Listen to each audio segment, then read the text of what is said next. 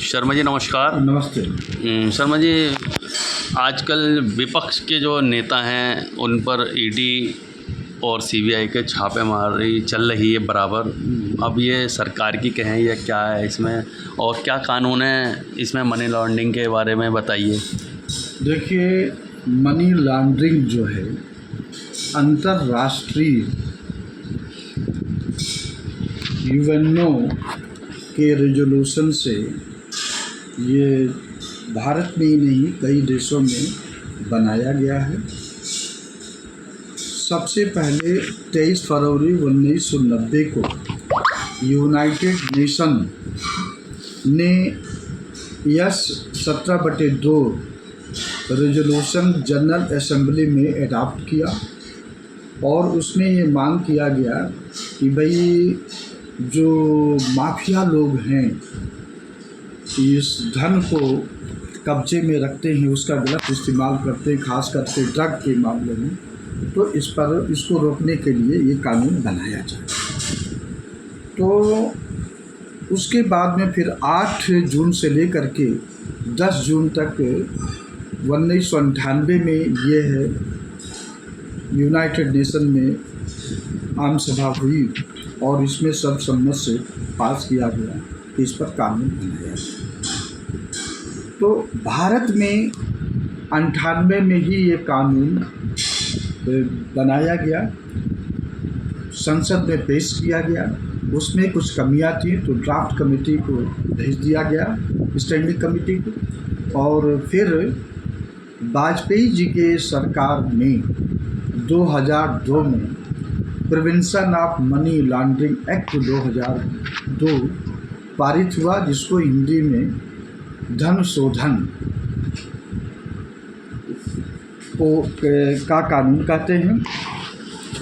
और इसका जो है सबसे पहले जो टर्म प्रयोग हुआ है अमेरिका में प्रयोग हुआ, और इसका जो है इस्तेमाल सबसे पहले अमेरिका में किया गया। और भारत में जब कानून बना तो इसमें यह है कि जो धारा 3 है इसकी, जिसमें मनी लॉन्ड्रिंग डिफाइन किया गया है कि कोई भी व्यक्ति किसी भी संपत्ति, कैश, इमेबल प्रॉपर्टी छिपाएगा, कब्जे में रखेगा, या उसको एक्विजिशन करेगा, या उस पैसे को किसी प्रोजेक्ट में करेगा, वह क्लेम करेगा। तो ये है जो है मनी लॉन्ड्रिंग की परिभाषा में आया गया है। फिर इसमें पनिशमेंट जो दिया गया है, कम से कम धारा 3 में, prevention of money laundering act की धारा 3 में पनिशमेंट का व्यवस्था किया गया है कि कम से कम 3 साल की सज़ा और अप टू 7 ईयर्स का भी है। फिर बाद में उसको संशोधन करके उसको अप टू 10 ईयर्स कर दिया गया। मेरे समझ से जो धारा 4 में prevention of money laundering act का पनिशमेंट किया गया है वह पर्याप्त नहीं है। आप देखिए कि कोई व्यक्ति मजबूरी में अगर चोरी करता है, कोई रास्ते में चलते हुए राहजनी करता है, लूटपाट कर लेता है, तो उसको, और कहीं मान लीजिए गलती से वो चाकू लेकर के, चाकू दिखा के करके, एक छोटा सा चाकू, एक ब्लेड दिखा करके उसको कर दिया, तो उसमें सज़ा कम से कम 7 साल की होगी। और लूटपाट मान लीजिए कोई चोरी किया या अपना लूटपाट किया, तो वो उसमें सज़ा जो है 7 साल की भी है, और जो लूट है तो उस पर कभी कभी 14 साल की सज़ा है। तो अब जो है इसमें जो मनी लॉन्ड्रिंग एक्ट है, देखिए आप जो लोग चोरी करते हैं, जो स्नैचिंग करते हैं या राहजनी करते हैं, वो उसका कारण सरकार खुद है क्योंकि लोगों को बेरोज़गार रखी है, लोगों के पास रोज़गार नहीं है, उनको कमाने का कोई साधन नहीं है, तो उसको अपने रास्ते से भटक करके वो चोरी चमारी डकैती करते हैं।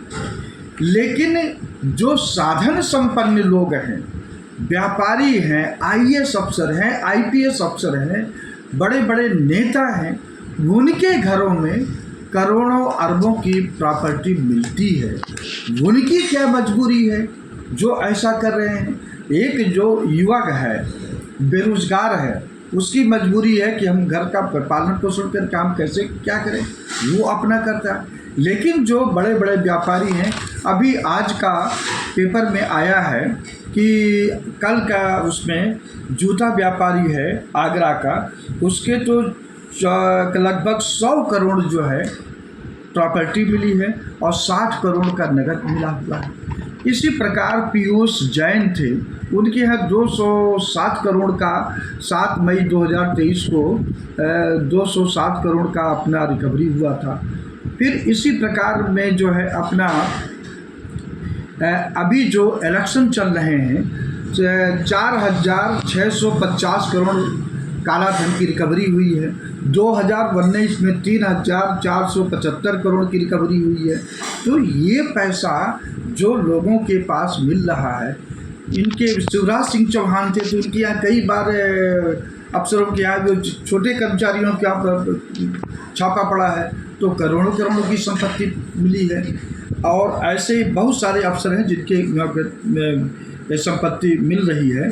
तो लोक समाज पार्टी का इस पर मानना ये है कि भारत सरकार मनी लॉन्ड्रिंग एक्ट की धारा 4 पर जो पनिशमेंट है उसको फिर से विचार करें।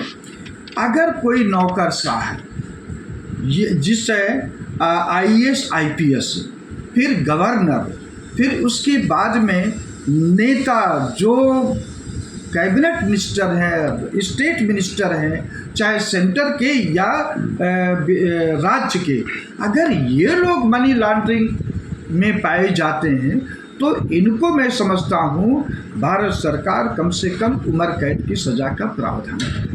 ये 3 साल 7 साल से सज़ा से कहीं पर्याप्त नहीं है। लोक समाज पार्टी आप लोगों के माध्यम से इस देश को संदेश देना चाहती है, सत्ता में आने के बाद में हम लोग जो लोक समाज पार्टी की सरकार बनेगी तो prevention of money laundering act में हम संशोधन करेंगे और पनिशमेंट का दायरा बढ़ाएंगे। खास करके जो जानते हुए जो इस देश के या मतलब जिले के जो लोग कस्टोडियन हैं, संरक्षक हैं, वही भक्षक बन रहे हैं, तो उनको 3 साल 7 साल का सज़ा पर्याप्त नहीं है। इनको कम से कम उम्र कैद की सज़ा का प्रावधान होना चाहिए। और रही बात जहां विपक्ष की ईडी का कर रही है, वो ईडी के लोगों को मैं निवेदन करता हूं, अगर आप संविधान की शपथ लिए हैं तो आप सबसे पहले जो सत्ता पक्ष के लोग हैं उन पर भी आप छापा मारिए, उनके यहाँ भी देखिए, और भी जो लोग हैं जो सत्ता पक्ष के खिलाफ हैं उन्हीं पर छापा मार रहे हैं। ये तो सरासर आप स्वतंत्र नहीं है बल्कि सरकार के दबाव में आके कर रहे हैं, जो कि संविधान के मूल भावना के खिलाफ है। और ईडी के लोग जो ऐसा कर रहे हैं, और मैं समझता हूँ पिछले 10 सालों में ईडी के जितने डायरेक्टर हैं उनके यहाँ भी अगर छापा मारा जाए तो उनके यहाँ भी अवैध संपत्ति मिलेगी, वो लोग भी जेल में रहेंगे। मेरा सवाल था कि दिल्ली के स्वास्थ्य मंत्री रहे सत्येंद्र जैन जी, उनका मनी लॉन्ड्रिंग में मुकदमा चला, फिर उनको जेल में डाल दिया गया, फिर उनकी पैरोल भी हुई, मगर अभी तक उन पर मुकदमा और चल रहा है बराबर। शायद वो जेल उनका मैं जजमेंट सुप्रीम कोर्ट में अभी आया था उसमें 2023 में, तो उसमें मैं पढ़ा था कि उनका बंगाल से रिलेटेड मामला था और 8 करोड़ के आसपास संपत्ति वहाँ पर बनाए थे। हालांकि इनका तर्क था कि वो हमारी संपत्ति नहीं है, वो हमारे जो रिश्तेदार हैं उन्होंने खड़ा किया है। लेकिन कोर्ट ने प्राइमा फेसाई पाया था कि ये मनी लॉन्ड्रिंग में इन्वॉल्व है, इसलिए उनकी जमानत नहीं हुई। तो क्या उनको अभी बीमारी के कारण उनको पैरोल हुई थी? देखिए, जो मनी लॉन्ड्रिंग की धारा 45 है, जिसमें बेल का कंडीशन दिया गया है कि इसमें कि ये धारा जो है कॉग्निजेबल है, नॉन बेलेबल है, और इसमें ये भी कहा गया है कि बेल तब तक नहीं कंसीडर किया जाएगा जब तक सरकारी वकील को उस बेल का विरोध करने का अवसर न मिले। दूसरा, जज साहब ये देखें कि ये व्यक्ति जिसकी बेल की बात हो रही है, इसने कोई गिल्टी नहीं, अपराधी नहीं है, लेकिन इतना होने के बावजूद उनको लिखना पड़ेगा कि ये व्यक्ति जिसको बेल सुनी जा रही है, जेल से छूटने के बाद में ऐसा कोई काम नहीं करेगा जब तक वो बेल में रहेगा। तो कोई जज क्यों रिस्क लेगा कि वो अपना ऐसा लिखेगा। ऐसे ही एनडीपीएस एक्ट की धारा 37 है, उसमें भी जज को बेल देते समय ये लिखना पड़ेगा कि बेल होने के बाद में ये अब ऐसा काम नहीं करेगा। तो कोई जज लिखता नहीं है, तो इसलिए वो अपना उसमें भी बेल नहीं मिलती है। इसी प्रकार prevention of money laundering act की धारा 45 में भी 2 कंडीशन है जिसको कि फुलफिल करने पर ही बेल होती है। लेकिन इसमें अपवाद है कि अगर कोई 16 साल से कम है, औरत है, महिला है, या सिक इनफर्म पर्सन है, जिसका कि मतलब अपना चलने फिरने में और सब परेशानी हो, तो उसको जमानत दी जा सकती है। ऐसे अभी दिल्ली हाई कोर्ट में शरद चंद्र रेड्डी जो कर्नाटका के थे, जो अप्रूवर बने हैं इनके इसमें आप वाले केस में, आम आदमी पार्टी में, उनको इसी ग्राउंड पर मिला था कि उनके कमर में दर्द है, इनफर्म पर्सन है, सिक है, इसलिए जस्टिस दिनेश कुमार शर्मा जी ने बेल दे दिया था। तो ये कंडीशन पर बेल मिलती है। ठीक है, बहुत बहुत शुक्रिया। तो ये हमारे साथ लोक समाज पार्टी के राष्ट्रीय अध्यक्ष श्री गौरीशंकर शर्मा एडवोकेट।